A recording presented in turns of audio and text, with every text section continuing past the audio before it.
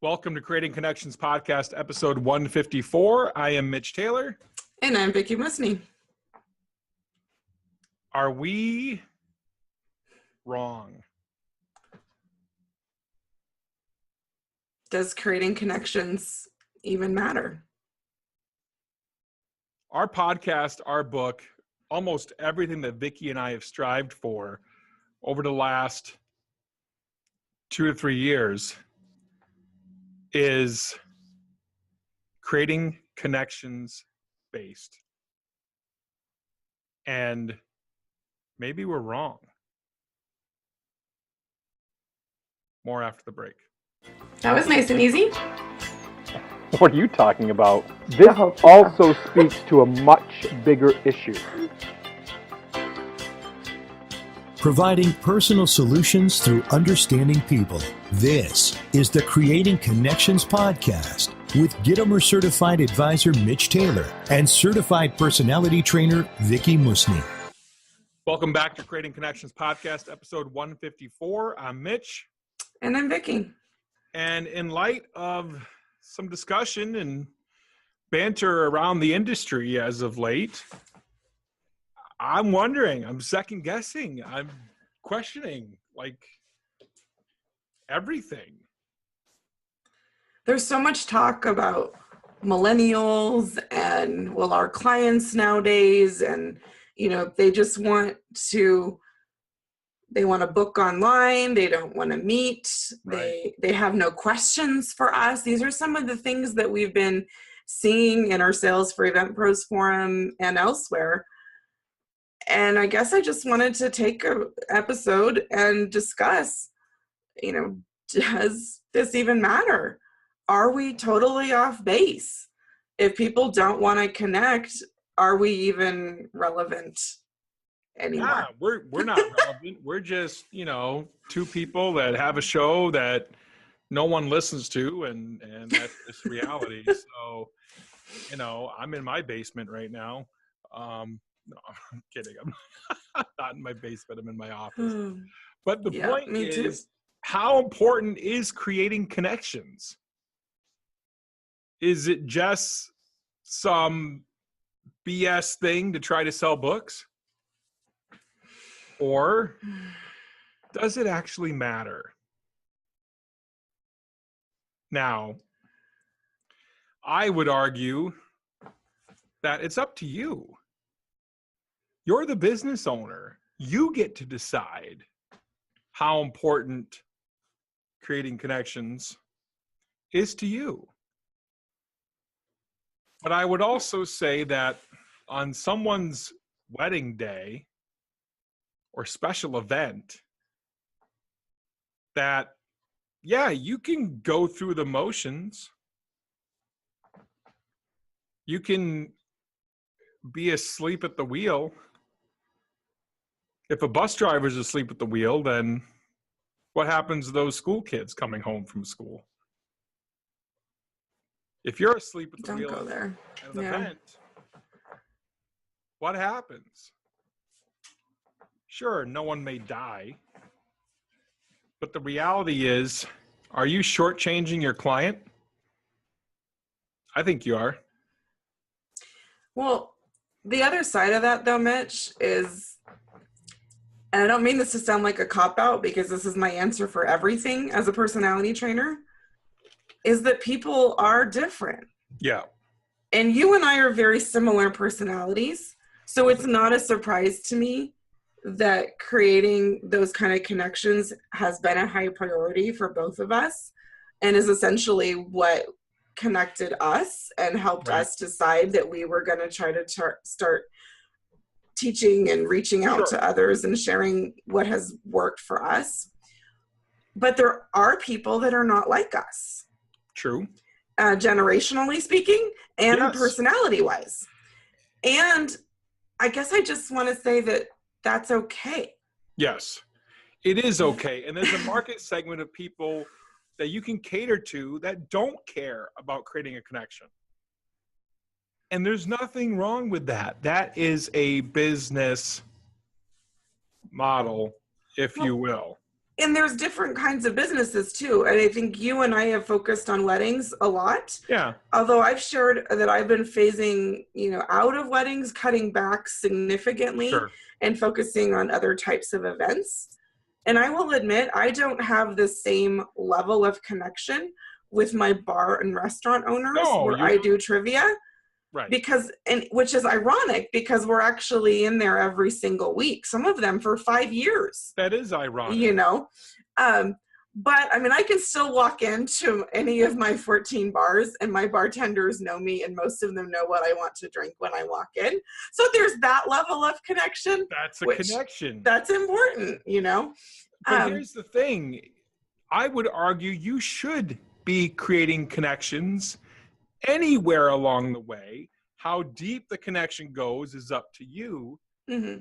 But without a connection, are you going to get as strong of a referral? Yeah. Now, if you're strictly price-based, you may get the referral, but you're only getting it because your price is cheap. You're not getting and for some people, though, if they're a quantity model, if it's a quantity business model, and that works for them, sure, that's okay. But realize you're not getting it because you rock the event. You're getting it because you're cheap. Yeah. Those are two completely different things. And people will argue that point all day long. I don't care. Yeah. You're getting it because your price is cheap. Yes, you may have also rocked the event, but I dare say, if you had to make your client choose, why are they giving you the referral? It's because of the cheap price. Unless you have a connection. Yes. Yes. So, and that's why you need to develop connections. That's why you need to create connections all the way through. I have a corporate client. And ironically enough, I've been working with that client in some capacity over the last 7 years, roughly. Okay. And recently, I had an opportunity to buy the previous owner of the contract out, and I did. They had no qualms in transfer of ownership of that contract because I created a connection. You took the words right out of my mouth, Mitch. Sorry. No, because you were there essentially as a subcontractor, right? Right. And it wasn't about flowery stuff about their first dance. It was just a corporate event. This is providing projectors and speakers and microphones. This isn't anything emotional whatsoever. Yeah. But because I cared, because I've invested time, that's the other thing that people forget about sales. This is something, frankly, we haven't talked about. I haven't talked about in a long time, no pun intended. Time commits. Time commits. And that's something that hasn't been talked about for a while. And frankly, I think needs to come back a little bit. Not to say that you're going to connect with everyone, but I think if you spend a little more time with them, you will connect on a deeper level. I think that's just basic and elementary. Well, that's another reason why I love doing my meetings over happy hour. Yeah. My initial contact meetings, if I can get them to sit down and have happy hour with us, especially I think that's a fun advantage that Craig and I have working together. If it's two couples just sitting down having, sharing a beer, and in some cases splitting appetizer platters, like that's bonding. When you're picking up hot wings off the same plate as someone and they're totally cool with that, like, you've created a connection. Yes. And, exactly. Sometimes it's accumulation of all of those things. Okay, but Mitch, then the question, the other side of this coin, the topic that's been coming up is the people that do want to book and they go to the website and they're happy to just do everything online and then they become your client. How do you create the level of connection that you hope to have? So there's lots of ways you could do it. To me, it's just about continuing the conversation and being relevant to their needs. So are you sending out emails throughout the process? Are you just contacting them once in between and that's it? Are you trying to see how you can help them? Just pick up the phone. What and if they don't call want you to? What if they don't want you to call them? then send an email and say, hey, Yeah. I don't want to be a pest, but I want to make sure that we're taking care of you. Is there anything else I can help you with? Mm-hmm. That's all you got to do. And it's the effort that counts, right? It's the thought that counts, right? Mm-hmm. So I think so. And honestly, Mitch, I think that's really important because, and again, this ties into everything I do as a trainer for personalities. You can only do what you can do. yes. You can't change anyone else. You're only in control of your own behavior and your own actions and your own words. So if you've got that client that's a little more closed off, again, I used to think, oh my God, they don't like me. It could just mean that's their personality. Right. They don't want to create a deep connection with you, but it doesn't mean they don't like you. That. And in their mind, if you give them space and that makes them feel valued and respected because you're okay with the level of connection that they want, Mm-hmm. ironically, that's going to deepen the connection for them. Yes. More so than if they're connecting in the way us super extroverts want to connect. And again, maybe they don't want to connect at all. Yeah. That's okay. If that's your business model, there's nothing wrong with it. But I dare say that your referrals aren't going to be as strong. And if they are strong referrals, I know some people argue, yeah, I get strong referrals. I get people refer me all the time. It's because you're cheap. Sorry. I don't know what else to say. Like, you may have rocked their party, and that may be 1A on the list. Mm-hmm. But number one is because the price point. Like, you have to have some sort of connection. And you can have a connection and a cheap price point too. Don't get me wrong. I'm not saying that people with low prices can't have connections. Of course you can. Because when you get that referral though too, do you want it to be that, oh yeah, who was that DJ that I had at my wedding? What was his name? Right. Or do you want it to be, oh yeah, you should call Craig and Vicky. You should call Mitch. Right. So the point is, I think connections are important. Don't sit here and say that connections are not important anymore. They are just as vitally important as they used to be and will continue to be for people who actually have a heart and care. But connections can look different to different people. Yes. And connections can take place through different methods of communication. Yes. And we need to learn to be okay with that piece as well.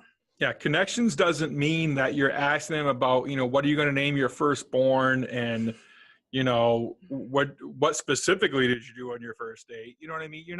That's not what we're talking about. And it doesn't have to be sitting down over happy hour either, even though that's how I love to connect. Right. I don't do that with every client. Not every client wants that.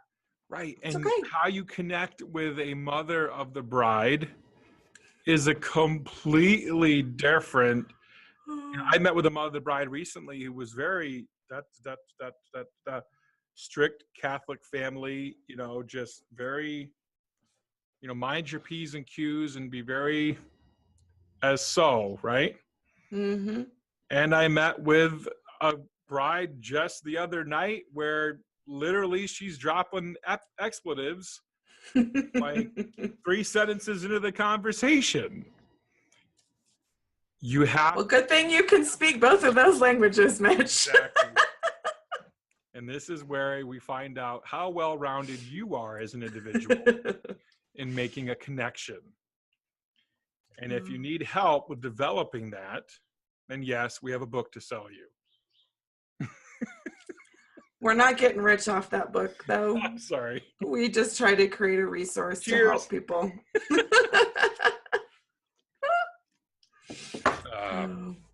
Too funny. Well, that's it for Creating Connections Podcast, episode 154. I'm Mitch Taylor. And I'm Vicky Musney. We hope that you have gotten some type of connection with us through our podcasts, our books, our workshops. We greatly appreciate you consuming our content. Yes. And if there's ever anything we can do for you, please feel like you have a connection. You can reach out and talk to us anytime.